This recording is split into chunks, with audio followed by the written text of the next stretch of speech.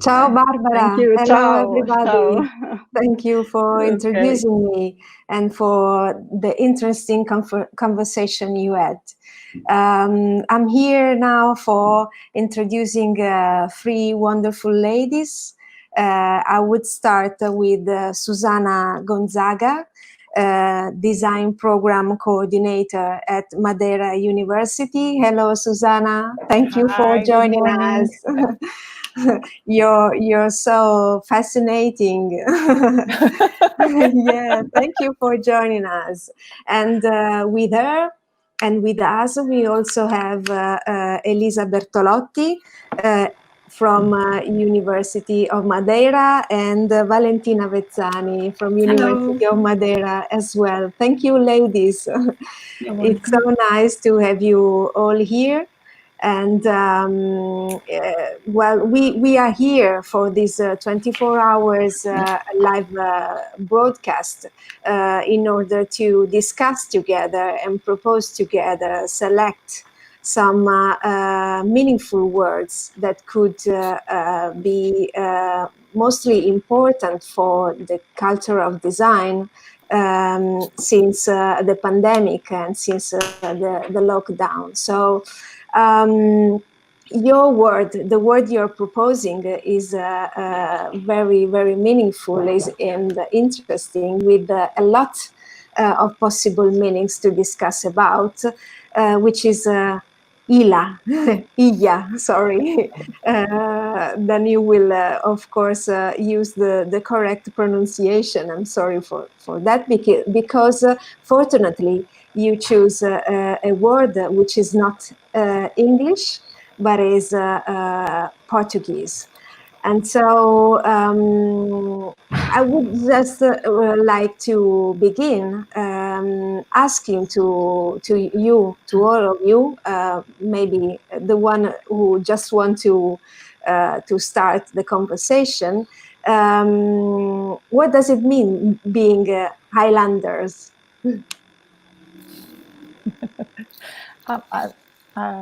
Thank you, first of all, Francesca, and all the team of the 24 Design Communications for the invitation and for the opportunity to be here today in this challenging day, this 24 hours, speaking about design and culture of design and the problems that we are facing now. The concept ilha, it's the Portuguese accent, means Iceland. Actually, none of us, we are not Icelanders. We are not born here in Madeira, but we are living here for, at least I'm living here almost for 8 years. And I can feel that sometimes I'm half islands, half, I don't know, mainland or world citizen. It's a very paradoxal concept, if you want. The idea of being isolated and in the same time being in touch with some characteristics that only exist when you live on an island, like special and cultural, social ways of being, of thinking, and a very sense of identity, which happens often when we visit islands, because the distance between an island and the mainland is always, and has been for centuries, a big issue when you live on an island, and the relationships of dependence that you can have between a territory that feels like you are isolated, but at the same time you really need the connections and the bridges, and also sometimes the support from the mainland, as we can often testimony here in Madeira. Okay. So the idea of meaning of island in our sense of what we discuss was actually the sense of being, because in Portuguese the Latin or the origin of the word ilha, it's not from the Latin as used to be like insula. It comes actually from the Galego, which is a Spanish dialected from the north of Spain, and Ilha comes from that. Nevertheless, is always connected with the concept of insula and the idea of being isolated. And in these times, we can understand that as a way of feeling isolated, an island in itself, in one person, or an island as a territory. Nice. No, this is my explanation of the concept of ilha. Yeah, and also the root of the word is very important, I think. So, what about Elisa and Valentina? What about your isolation on an island, on such a beautiful island? First, well, we were here during the lockdown, so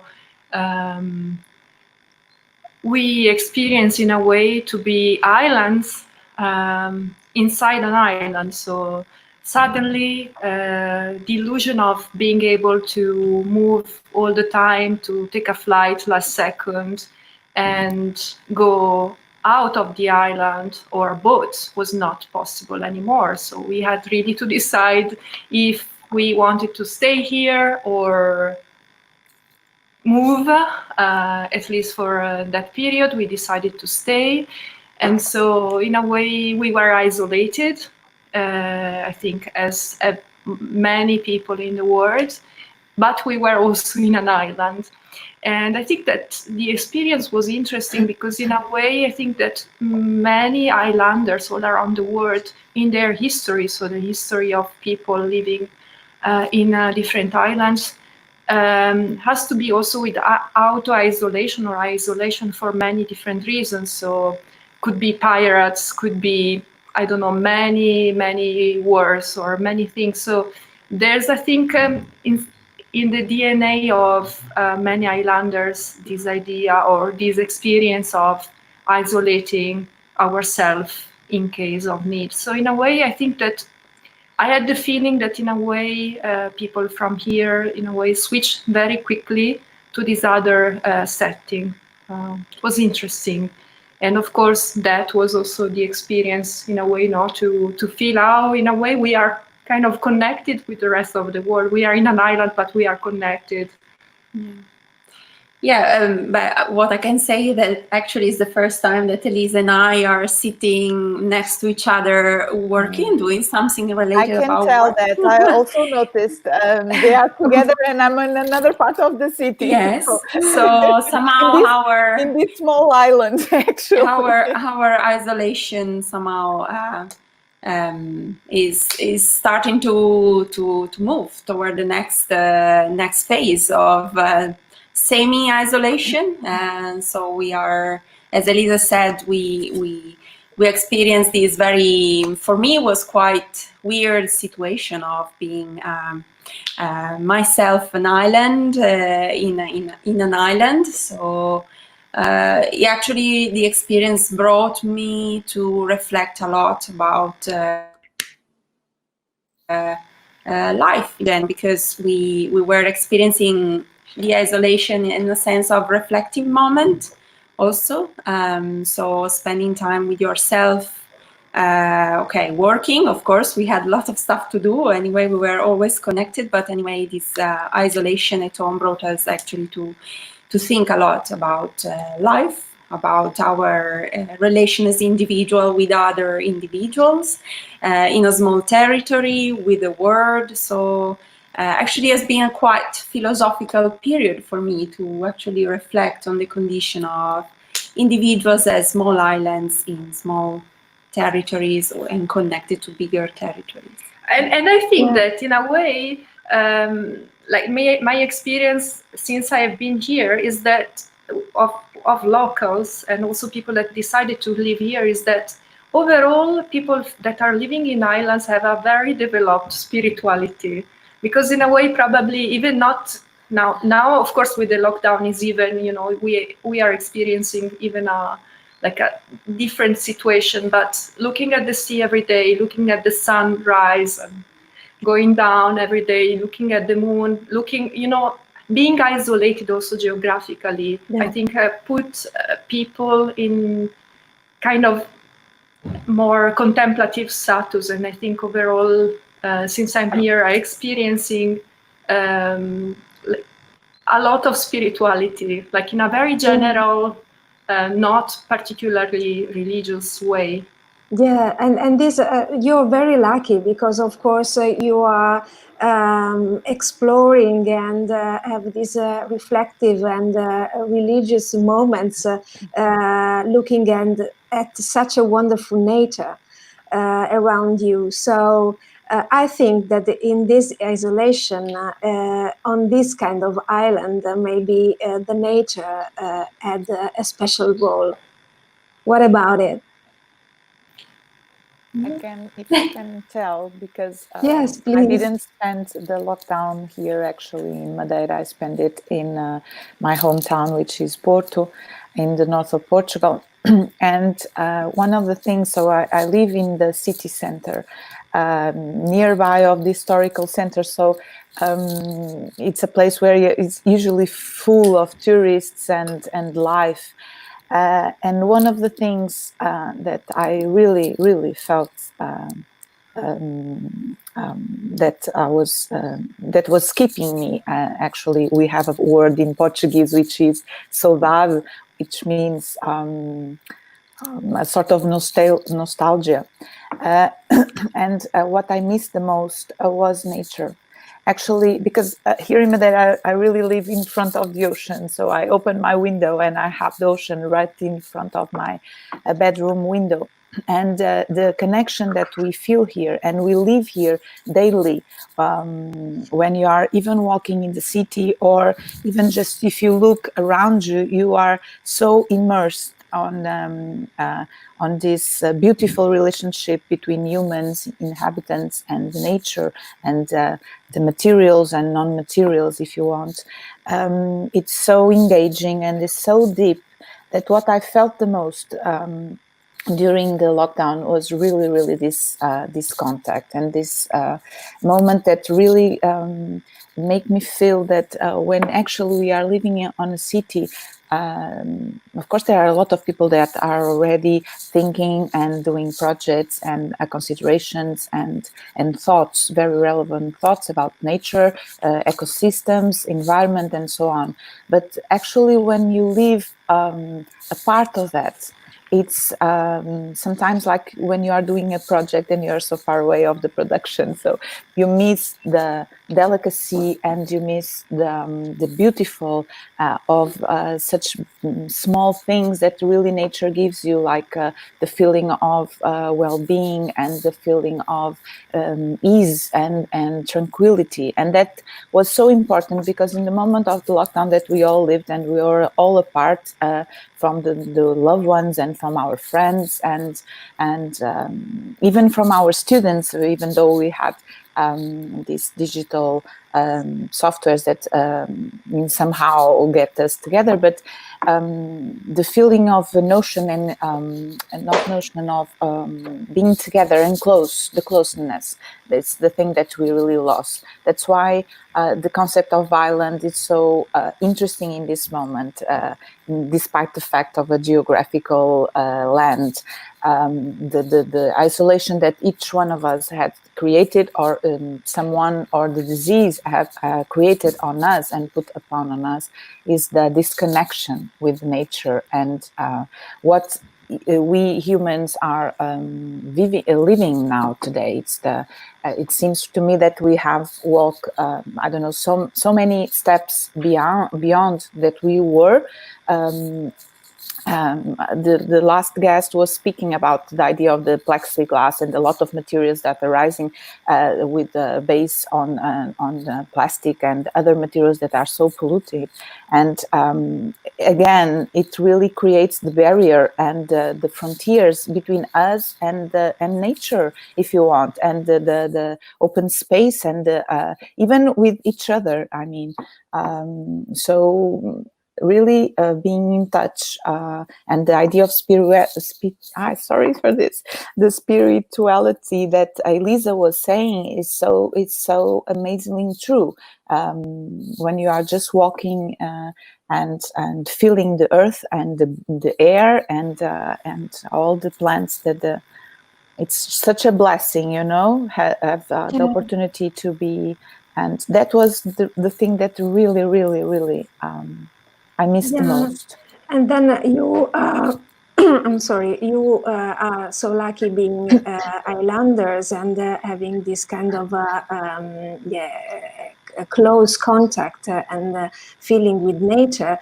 But you are also designers, researchers, and educators. So how could you help the international community, the local community, the stakeholders within the systems you are engaged in, to feel the same closeness, to introduce nature and being close to nature as really an issue for every design process?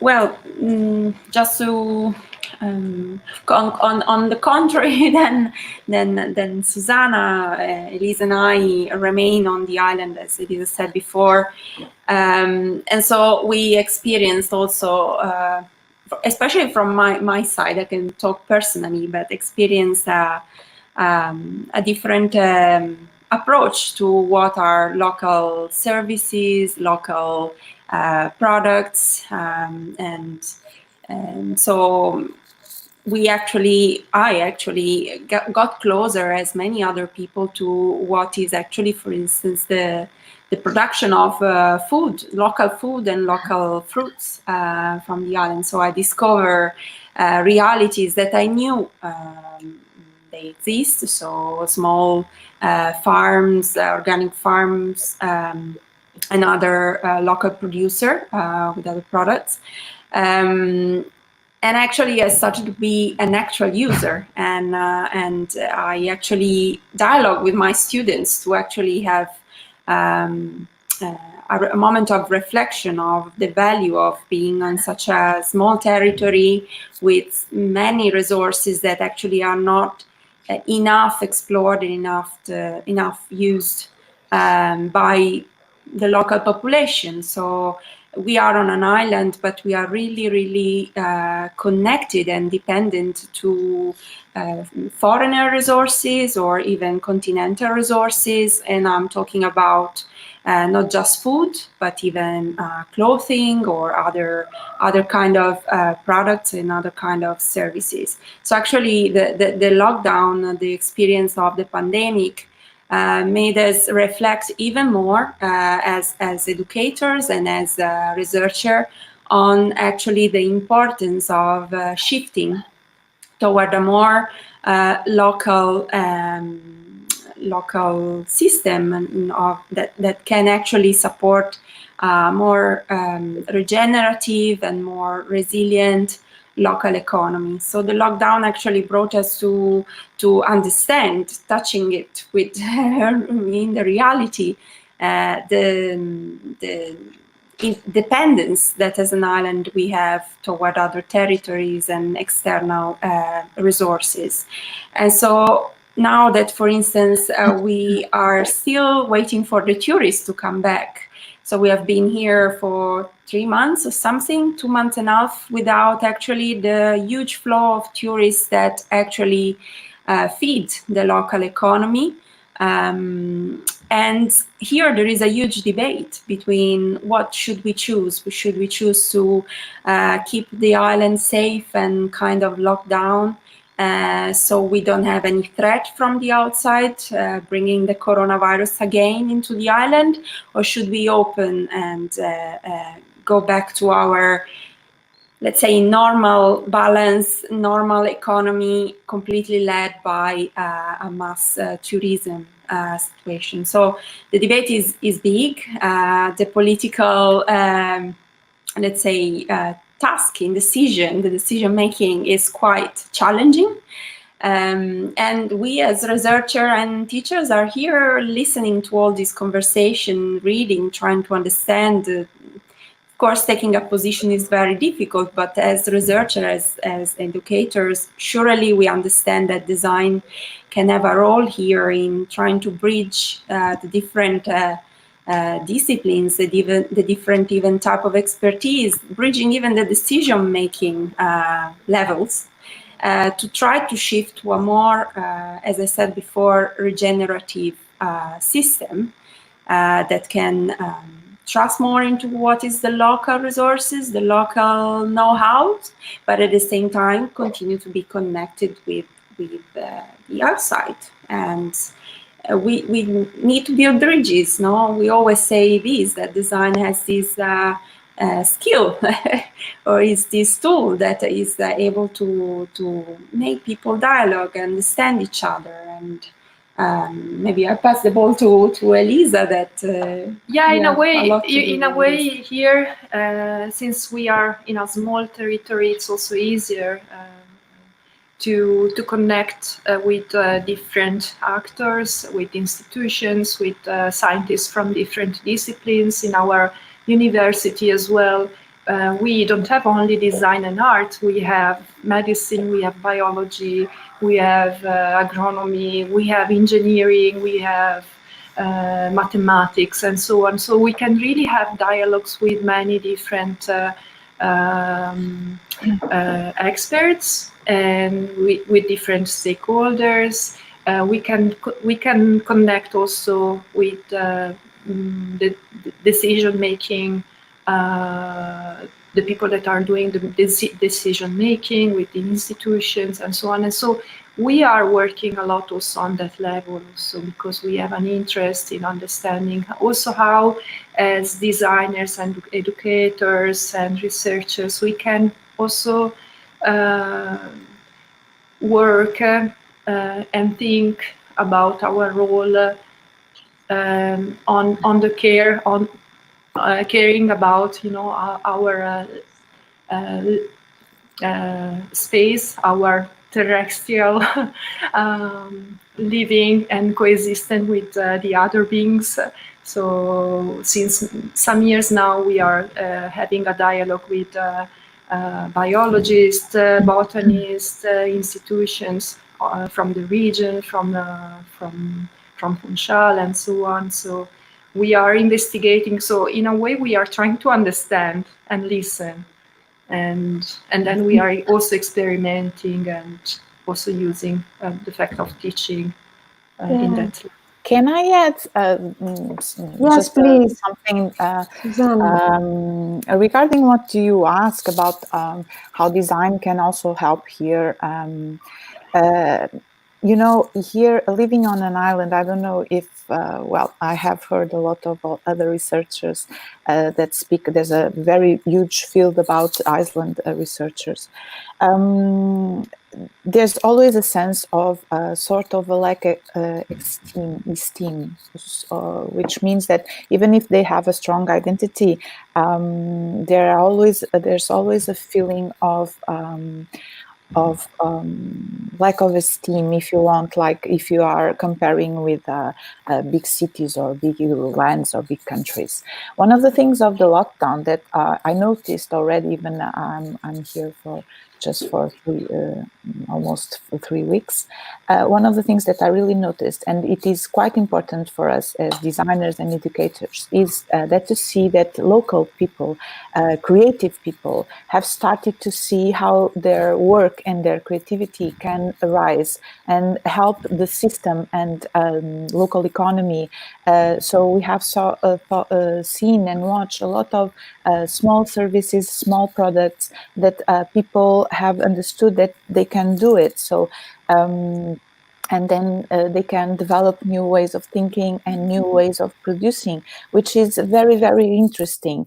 Even the projects that my students I did in this semester, some we made about, especially about the lockdown period, and the ideas that arose were really, really quite interesting, and that gave them the feeling of we also can go further. So it's not only there are a lot of positive things also during this moment of big reflection. So one of the things that here on an island that I really felt is the idea of being able and very creative and finding new solutions that we designers and we educators can help them to go to another level, you know.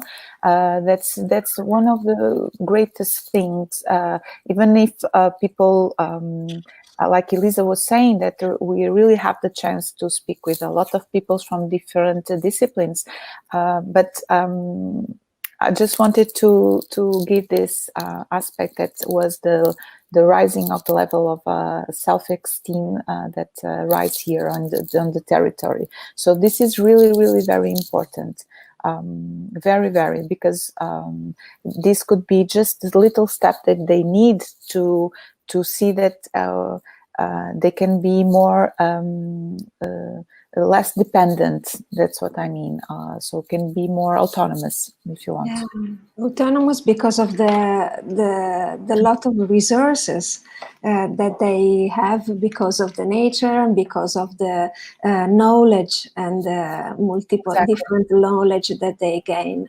Yeah. And so if I can wrap up what I learned from your experience, and thank you again for sharing that with us, is that being a designer means at the same time being a bridge and being an island too, because being an island means that, of course, you have your own resources to deal with and to provide to the external people and actors you are dealing with within a system. And as far as this system is very complex, your ages somehow finish when something else starts. I mean, you have the ocean that brings and makes things and people and other kind of actors and living beings live and come and be in contact with you. So I think that you have this. You are doing this wonderful work of making the stakeholders at the local level being connected, and also to bring people with their knowledge from abroad and gain a new kind of connection for all the actors you deal with. So.